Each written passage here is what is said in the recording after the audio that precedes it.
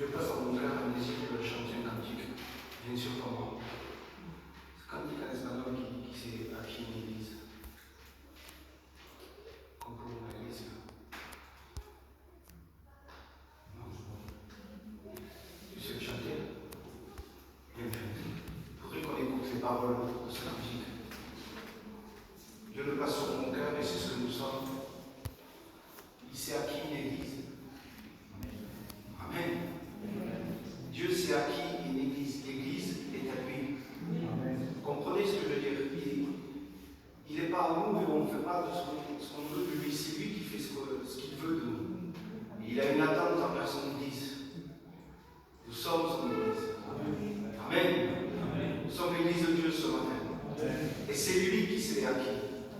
Regardez la croix. Dans toutes les salles où on peut aller, où l'évangile est prêché dans la vérité, il y a ce souvenir de la croix. Il y a ce souvenir de là où tu as été racheté de ta belle manière de vivre. Quand il a été élevé entre ciel et terre. C'est lui qui l'a fait. On y est pour rien. J'ai aimé la prière du frère. Je suis un lépreux. Je suis un lépreux. Je suis un lépreux qui a été purifié par le sang de l'agneau. Un lépreux sauvé par grâce. C'est tout. Et c'est ce qu'est l'Église. C'est ce qu'est l'Église. On écoute ce cantique. Dieu le dépose dans mon cœur. Écoutez-le.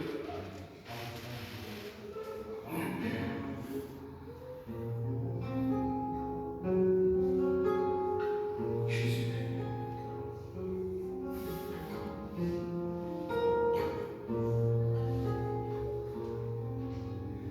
Hace tanto tiempo yo compro una iglesia a precio de sangre entre crudo dolor. Hace tanto tiempo que envié mi hijo para rescatar lo que se perdió. Hace tanto tiempo que estoy deseando esa humilde entrega de un adorador que solo se postre ante mi presencia y no a la oferta de una posición. Hace tanto tiempo que estoy deseando que muestre mi imagen, que es la del amor, que no se confunda entre tanta gente, que sea distinta solo como yo, que no divida como suele a veces, entrando en contienda y en discusión, buscando alcanzar ser más grande que otro. Si en el universo es grande soy yo. Yo quiero una iglesia que le da la gloria y próximo el amor de Jesús. Yo quiero una iglesia que sana al herido, que rompa cadenas y venga cautivo, que acabe la mente que está confundido y hable verdad. Yo quiero una iglesia que con su mirada le pide esperanza a la alma angustiada. Yo quiero una iglesia que sana herida de esta humanidad. Yo quiero un rebaño donde mis ovejas se sientan seguras y llenas de paz, donde mi palabra sea su alimento y quiero morar.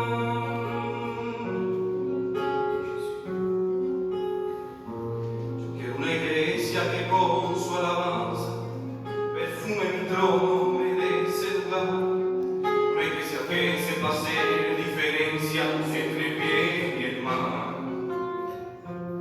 ¿Dónde está la iglesia que fue perdonada, que fue librada del castigo atroz? Aquella que al verse alguno ha caído, le tiende su mano y perdona su error. Iglesia despierta, ha llegado el momento de tu redención.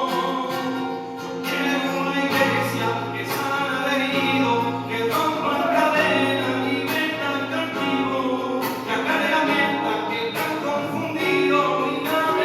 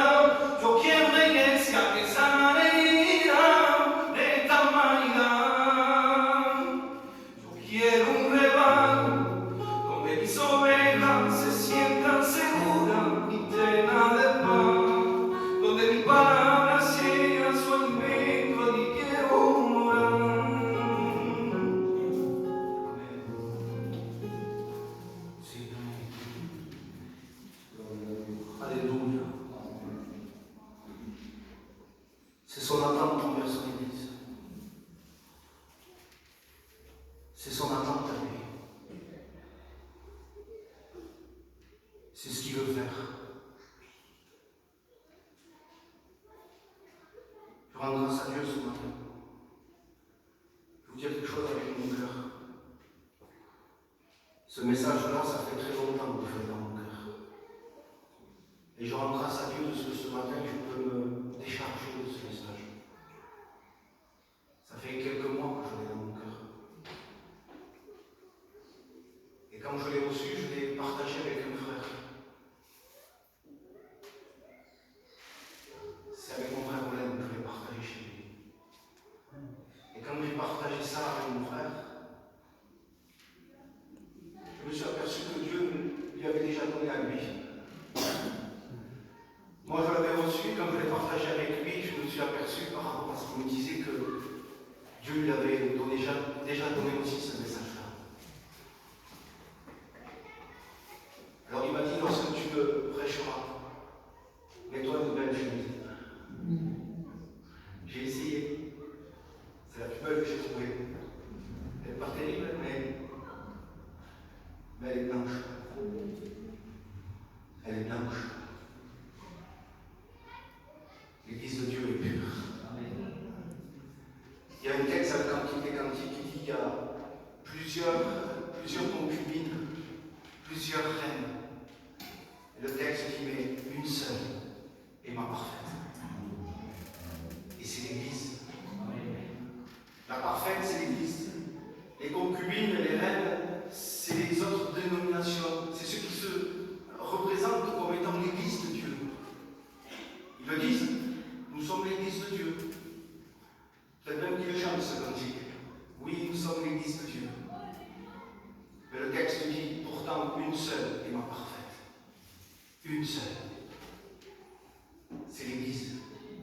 C'est celle qui attend le retour de son Sauveur. Amen. C'est celle qui parle selon la parole. C'est celle qui vit selon la parole. J'ai un texte très très simple. Et pourtant, il se trouve dans Matthieu chapitre 5, verset 37. Regardez la simplicité du texte, la simplicité du verset. Et je réinsiste avec ça. Et pourtant, c'est Jésus qui parle et qui s'adresse et qui dit que votre parole soit oui, oui, non, non, et ce qu'on y ajoute vient du malin. Il est un peu plus simple, mais il est parlé d'une parole. Il est parlé de quelque chose qui sort de notre bouche. Eh bien, j'apprends rien à personne ce matin. Le verset dit que c'est de l'abondance du cœur que la bouche parle. Et ce que le Seigneur veut trouver, eh bien, c'est la vérité. Il dit qu'il veut que la vérité soit au fond du cœur. Mais on va reparler de cœur. C'est le cœur qui doit nous faire parler. Et dans la réponse que nous apportons, je voudrais vous dire déjà que le Seigneur, lui, en connaît la réponse. Je peux dire oui avec la tête et dire non avec le cœur. On peut me présenter un frère, le jeune frère qui est là, et me poser la question devant toute l'assemblée et me demander quelque chose de très simple. Est-ce que tu aimes le frère? Que mon oui soit oui et que mon non soit non. Alors si je dis oui, Dieu doit trouver la vérité au fond de mon cœur. Dieu doit dire son oui est vrai, je le sais. Il peut y avoir des oui faux. Et s'il y a un non, j'ai mon gros problème. Si Jésus me pose la question, est-ce que tu l'aimes? Je dis non, j'ai un gros problème. Dieu veut trouver cette vérité au fond de notre cœur. Je vous assure, ça paraît si simple, mais pourtant, quelle portée la sainteté de Dieu dans notre cœur. Frères, sœurs, est-ce que c'est comme ça et comme ça? Oui. Est-ce que c'est comme ça et comme ça? Vous savez, un peuple qui n'appelle plus les choses comme elles doivent être appelées, un peuple qui ne dit plus non, non. Vous imaginez, il dit, ce qu'on y ajoute devient du malin. C'est puissant quand même. Hein.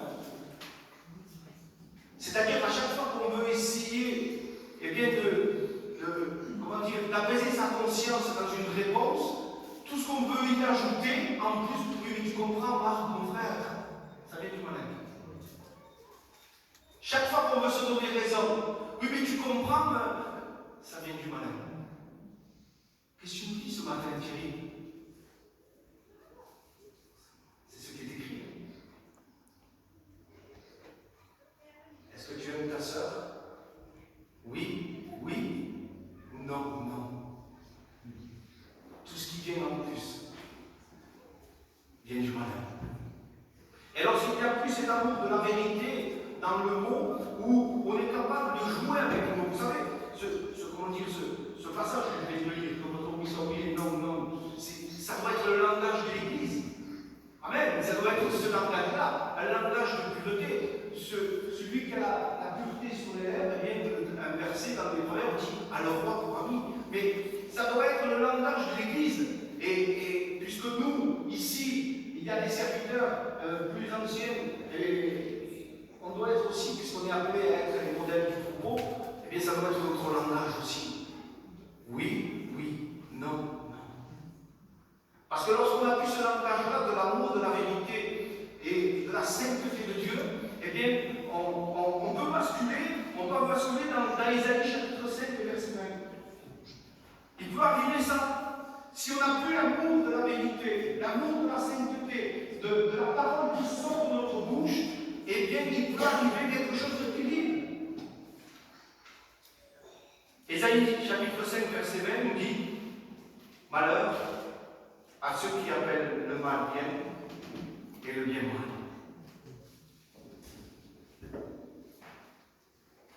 Appelons les choses comme la Bible les appelle. C'est dans notre intérêt. C'est ce que Dieu attend. Non pas simplement d'avoir un nom, une étiquette, une renommée, même se revendiquer d'avoir la doctrine. On a la doctrine, nous. Mais si mon oui n'est pas oui, et si Dieu ne trouve pas dans mon cœur la vérité, eh bien, je commence à dévier, et puis ensuite j'appelle, eh bien, comme dit le texte, eh bien, j'appelle le mal bien et le bien mal. Oh, c'est rien ça. C'est rien ça, mon Dieu. Il fait pire Romain. Ah, c'est rien ça, ma soeur. C'est rien. Et à force de remplir notre sac de c'est rien, un jour il va y avoir un problème. Il va y avoir un problème. Parce que lui, on le dit combien de fois, il est le même hier, aujourd'hui et éternellement. Le même hier, aujourd'hui et éternellement. Il ne change pas dans sa sainteté, il ne change pas dans ce qu'il est. Pourquoi je veux vous amener sur ce terrain? Vous allez voir qu'il va y avoir quelque chose de glorieux. Dieu veut manifester sa gloire. Amen. Dieu veut manifester sa gloire dans notre Église. Amen. Vous n'avez pas envie de la voir, la gloire de Dieu dans l'Église? J'ai envie de la voir. C'est ce qui pèse sur mon cœur.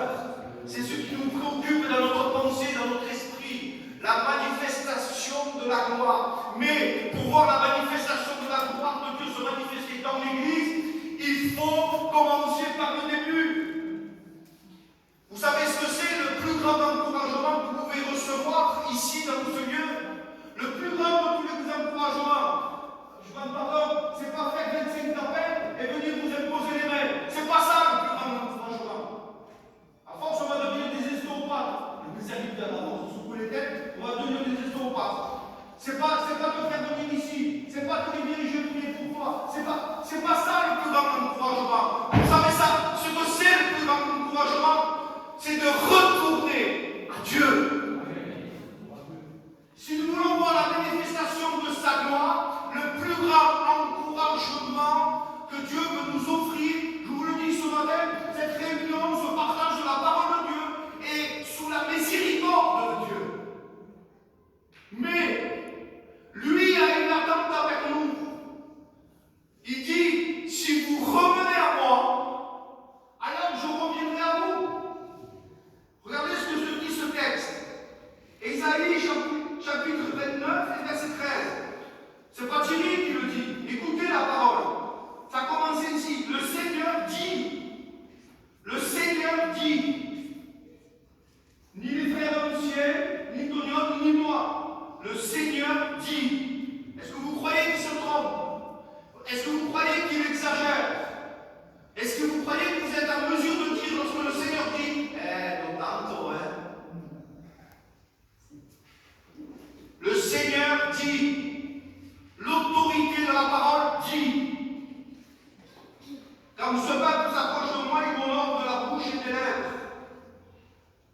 Ce petit mot, mais son cœur est éloigné de moi, et la crainte qu'il a de moi n'est qu'un précepte de tradition humaine. Écoutez cette traduction du français courant. Mais de cœur, il est loin de moi. Le respect qu'il dit avoir pour moi n'est qu'une tradition humaine, une leçon apprise. Tu as vu cette traduction-là? Une tradition humaine, une leçon apprise. Dieu veut manifester sa gloire. Amen. Dieu le veut. Il n'y a pas donc de variation en lui. On le répète, il est le même hier, aujourd'hui et éternellement. Il veut manifester sa gloire. Mais il lance un appel à son Église. Revenez en moi. Et je reviendrai à vous. Et je manifesterai ma gloire. C'est la volonté de Dieu ce matin. De manifester sa gloire. De nous renverser de tout ce qui est tradition humaine, leçon apprise. Pardon pour ce que je vais dire. Un devoir de catéchisme. Nous sommes plantés dans le véritable. Nous sommes plantés dans le véritable. Il est le véritable. Il est celui en qui nous pouvons nous appuyer. Il est celui, je le répète, qui est le même hier, aujourd'hui et éternellement dans toute l'immensité de sa personne. Il est. Mais Dieu m'avertissait. Je pèse mes mots. Je suis devant le trône de Dieu, je suis derrière une estrade. Je pèse mes mots, mais Dieu m'a montré une image. Dieu m'a montré une sphère. Une sphère dans laquelle il y a un système religieux. Une sphère par laquelle, eh bien, l'esprit de la sphère, tout passe par l'esprit de la sphère. Ce n'est plus la parole. Je vais marquer ainsi, la conviction de péché passe selon la sphère. La sanctification par le système de la sphère, par quelque chose qui est fermé. Une sphère, c'est un cercle fermé. C'est quelque chose dans lequel, eh bien, tout le monde n'y rentre pas. Mais il y a un système religieux. Dans cette sphère-là, il y a des chants, il y a des témoignages, il y a des prédications. Il y a même, ce n'est plus la parole qui convainc de péché. C'est l'esprit de la sphère. C'est pour ça que je dis tout à l'heure, mais c'est pas grave. Il le fait lui. Ah mais ça c'est la sphère. C'est l'esprit religieux de la sphère. Ah mais s'il le fait lui, je peux le faire moi. Un tas de choses. Même la sanctification, elle est basée non plus sur la parole. Elle est basée sur l'esprit religieux de la sphère. Quelque chose qui est fermé. Dieu veut cacher ce qui est fermé. J'ai envie de dire comme ça, Dieu n'est pas établi dans une sphère. Vous ne pouvez pas enfermer Dieu dans une sphère. Le texte me dit que les cieux des cieux et des cieux ne peuvent contenir sa gloire. Tu sais pourquoi tu t'étouffes dans ta vie chrétienne? Est-ce que tu sais pourquoi, depuis des mois et des années, tu ne pries même pas le dimanche matin? J'ai la réponse, moi. C'est parce que tu es enfermé dans la sphère. Tu sais pourquoi les réunions sont lourdes pour toi? Parce que tu es enfermé dans le système de la sphère. Le Seigneur n'est pas dans une sphère. Il a dit, j'habite pas dans des maisons faites de main d'homme. J'habite dans un cœur contrit. Il est là, il n'est pas enfermé dans une sphère. Les cieux des cieux et des cieux ne peuvent contenir sa gloire. L'esprit de la sphère fait qu'il n'y a aucun progrès dans nos vies chrétiennes. Pourtant, la parole nous enseigne de marcher de progrès en progrès. Mais parce que tu es enfermé dans l'esprit de la sphère, alors on ne marche plus de progrès en progrès. On n'appelle plus les choses comme elles sont. On n'appelle plus ce qui est mal, mal, ce qui est bien, bien. Il y a le discours de la sphère. Rejetons toutes ces choses qui nous enferment et qui nous empêchent de voir la gloire de Dieu. Prends une décision ce matin. Je voudrais te lancer cet appel. Prends cette décision de sortir de la sphère. Sors de cette sphère-là, qui ne produit rien. Absolument rien. Et tu le sais dans ton cœur. Je vais dire quelque chose. Regardez. Voici le moule. Voici les maîtres du divers côté. Une sphère, ça ne m'intéresse pas de rentrer dans une sphère. Je veux rentrer dans la parole. Je veux rentrer dans les profondeurs de la parole. Un commandement d'homme, ça ne m'intéresse pas non plus. Je veux rentrer dans tous les commandements de la parole de Dieu. Obéir à un homme, si c'est un officier biblique, pas de problème, je ne me mets pas. S'il ne l'est pas, non. En vérité, je le fais. Mais je me soumets à la parole. C'est ce qui compte. Si je pouvais dire ce matin, voici ma sphère. Voyons, ça doit être ça, ma sphère. Ainsi parle l'Éternel. Je veux dire quelque chose de tout mon cœur. Dieu t'a rendu libre. Tu es libre. Tu es libre, mon frère. Dieu nous a rendus libres. Nous ne voulons pas de nouveau nous mettre sous un commandement d'homme, de tradition humaine, de leçons apprises. Christ nous a rendus libres. Amen. Courez! Courez! Je vous dis quelque chose. Une prison fermée avec quelqu'un qui est là à perpétuité. Tu lui ouvres la porte, tu lui détaches les chaînes, tu n'as pas besoin de lui faire une prédication d'1 heure. Manolo, la porte est sous. Il court. À quoi ça nous servirait à nous ce matin de retourner encore dans quelque chose de fermé? Christ n'est pas dans quelque chose de fermé. L'immensité de sa grandeur, nous le chantons. Sinon, on va changer le mot. On va dire la sphère de la grandeur. Quelque chose de fermé. Commandement d'homme. Faut pas, n'y va pas. Alors, on est triste, on est plus triste que ceux du dehors qui n'ont pas d'espérance. Pourquoi? Parce qu'on est enfermé dans la sphère. Le langage de la sphère, l'attitude de la sphère, tout est là. Dieu nous a rendus libres dans son Fils Jésus-Christ. Nous avons besoin de revenir à lui. Je vous le dis de tout mon cœur, moi avec vous, c'est ce que Dieu m'a dit à moi en premier. Le véritable encouragement, c'est celui-ci ce matin. C'est de revenir à Christ. Ou de venir à Christ. Je vous dis quelque chose. Je ne suis pas plus que mes pères serviteurs. Mais je parcours avec mes yeux la salle. Je suis triste. Il y a de la tristesse dans mon cœur. Je sens une voix de tristesse. Revenons à Christ. Revenons à lui. Je finis. Je finis.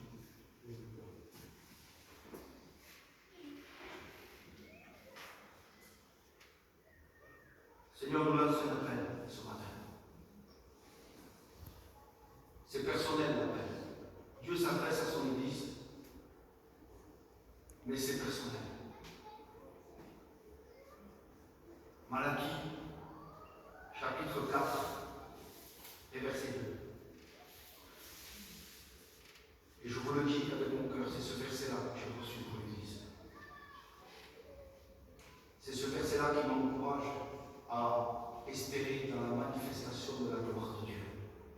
C'est ce verset-là qu'on a partagé avec mon frère. C'est ce verset-là, frère et sœur. Dieu n'est pas un menteur. Il est un Père qui vous aime. Et c'est comme lui, il dit.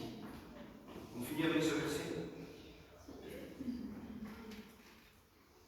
Mais pour vous, qui craignez mon nom, avez bien compris que lorsqu'il dit vous, mais pour vous qui craignez mon nom, ce n'est pas une crainte de prendre un coup de bâton. Craindre Dieu, c'est avoir cette crainte respectueuse qui implique la haine du péché. Qui a un discours qui dit oui, oui, non, non. Craindre Dieu, c'est surtout pas appeler le bien mal et le mal bien. Ah, c'est bien, c'est bien. Craindre Dieu, c'est l'aimer. Au-dessus de tout. Au-dessus de moi. Au-dessus de moi qui suis mon propre ennemi. Qui suis une bombe à retardement. Capable du pire. Dieu veut être aimé. Amen. Le Père veut être aimé. C'est le premier de tous les commandements. Tu aimeras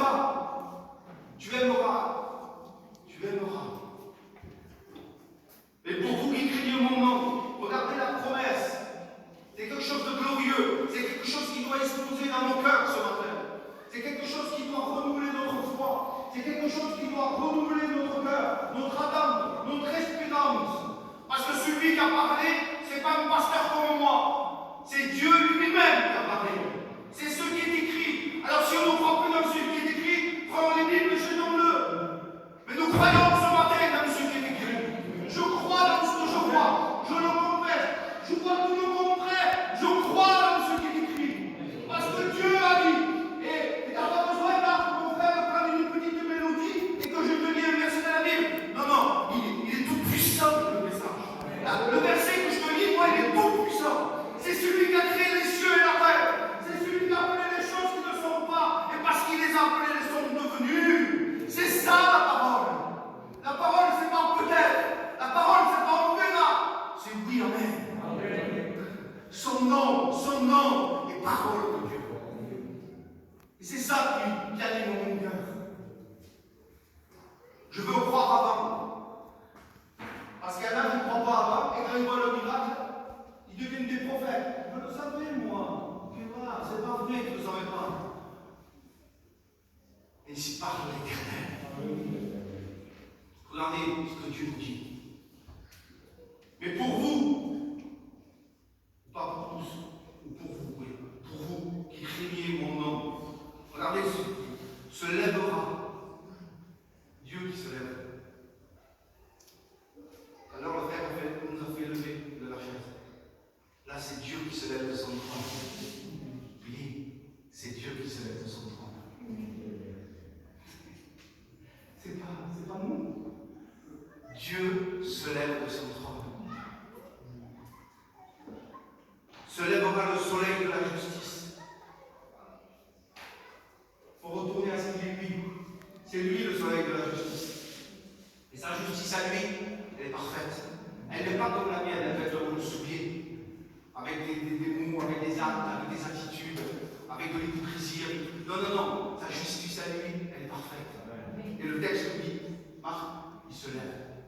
Et quand le soleil il se lève, eh bien, ce matin, et ces jours-ci, on l'a vu.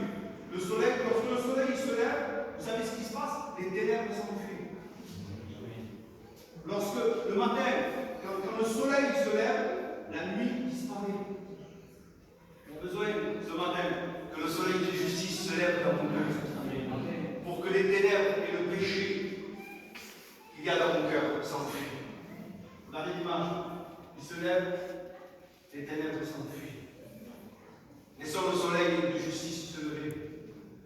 Voici la justice de Dieu. Et regardez. Et c'est ça. Et je finis. Mais pour vous qui craignez mon nom, se lèvera le soleil de la justice. Écoutez ce que dit Dieu dans sa parole.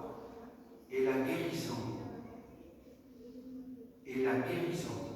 sera sous ses ailes.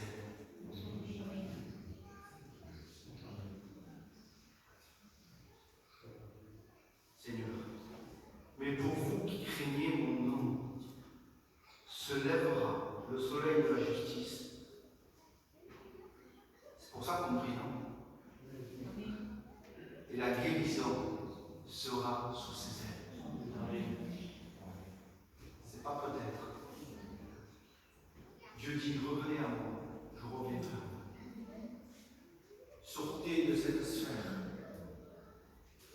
Même s'il y a le nom de Dieu invoqué, sortez de cette sphère et venez à lui.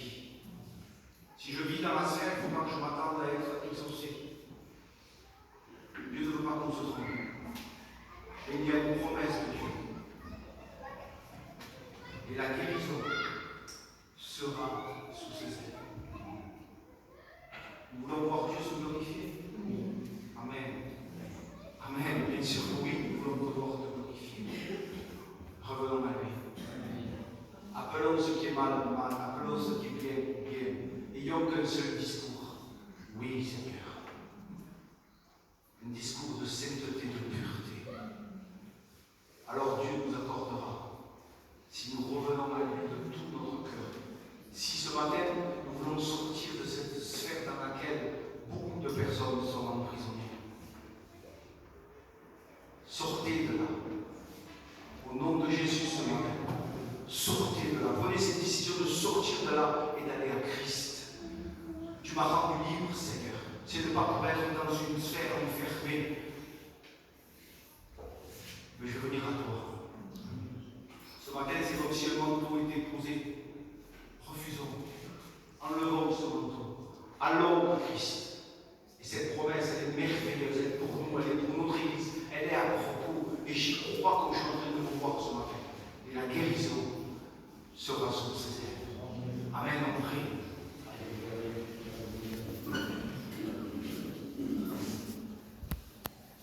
Je crois dans tout ce que tu es, Seigneur. Déjà, ta parole me le dit et je le crois. Mais tu nous as montré ce que tu es capable de faire. Et en toi, Seigneur, il n'y a point de variation. Je veux le confesser encore. Je veux le confesser pour que ça ranime la fin.